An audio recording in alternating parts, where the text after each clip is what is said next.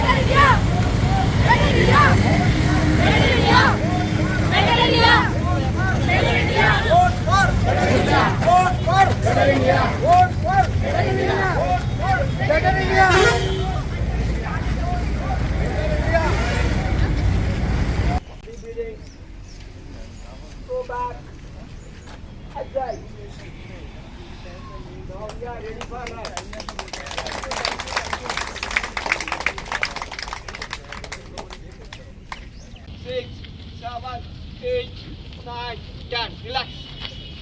Deep breathing. Okay. One more deep breathing.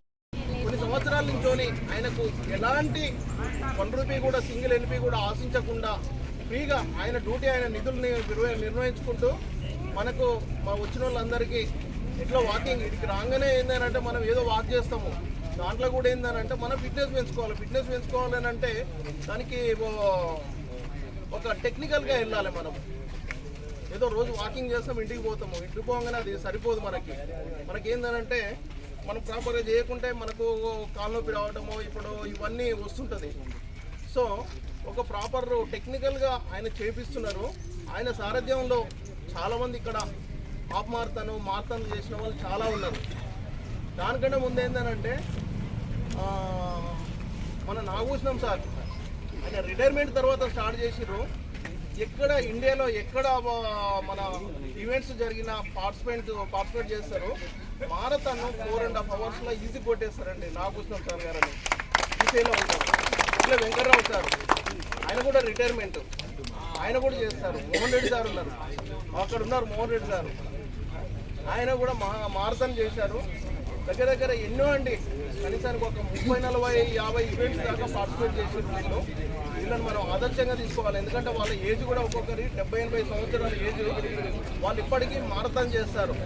మన యువకులు చాలామంది ఉన్నారు. యువకులు ఎందుకు చేయకూడదు, మారథాన్ ఎందుకు చేయకూడదు, హాఫ్ మారథాన్ ఎందుకు చేయకూడదు?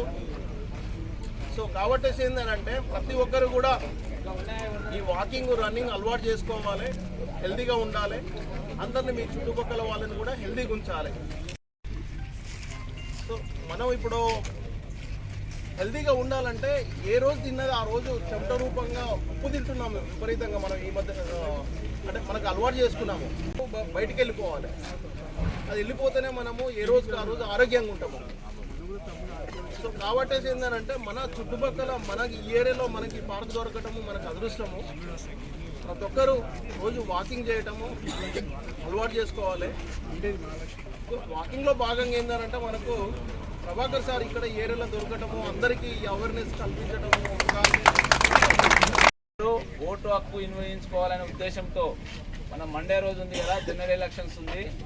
ఎలక్షన్ కమిషన్ ఎంతో కష్టపడి ఒక పండుగ వాతావరణం తీసుకురావచ్చి అందరిని ఓటు వేయాలనే ఉద్దేశంతో ఈ ఎలక్షన్ నిర్వహిస్తుంది, జనరల్ ఎలక్షన్స్.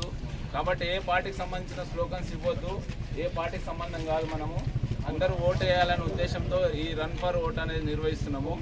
కాబట్టి మనం ఇక్కడ స్టార్ట్ అయ్యి ఇక్కడ బ్యాక్ గేట్ ఇట్లకెళ్ళి వెళ్ళి బ్యాక్ గేట్కి వెళ్తాం, బయటకు వెళ్ళి మన 40 ఫీట్స్ బుద్ధనారు పోయి ఉప్పల్ టిప్పో ముందుకెళ్ళి పడి అట్లా స్ట్రేట్ పడి ఇక్కడ మళ్ళీ ఇక్కడికే వస్తాము. ఎవరు దయచేసి స్లో అయినా సరే రన్ చేయొచ్చు, వాక్ చేయొచ్చు.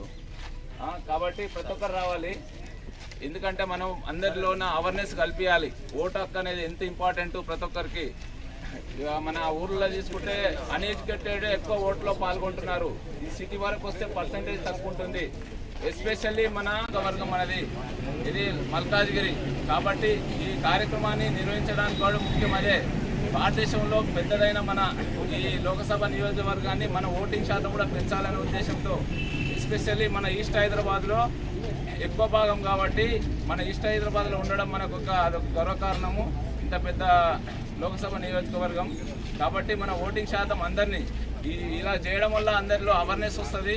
అందుకే ఈ ఓటు హక్కు వినియోగించుకోవాలనే ఉద్దేశంతో ఈ ప్రోగ్రామ్ స్టార్ట్ చేసినాము. కాబట్టి ఇది ఎలాంటి రాజకీయ పార్టీకి సంబంధించింది కాదు, అంతా ఎన్జిఓస్ అంతా ఎంప్లాయీస్ ఉన్నాము. కాబట్టి అందరినీ మనతో పాటు ఉన్న వాళ్ళని కూడా ఓటు హక్కు వినియోగించే విధంగా మనం చేస్తున్నాం. కాబట్టి ఎవరు వేరే పార్టీ విషయంలో ఆలోచించవద్దు, పోయేటప్పుడు ఎలాంటి పార్టీ స్లోగన్స్ ఇవ్వద్దు దయచేసి. కరెక్ట్ 6 గంటలకు స్టార్ట్ అవుతుంది సార్. ఇక్కడ వచ్చిన తర్వాత మళ్ళీ అల్పాహారం ఉంటుంది, అందరూ అల్పాహారం చేసిపోవాలి.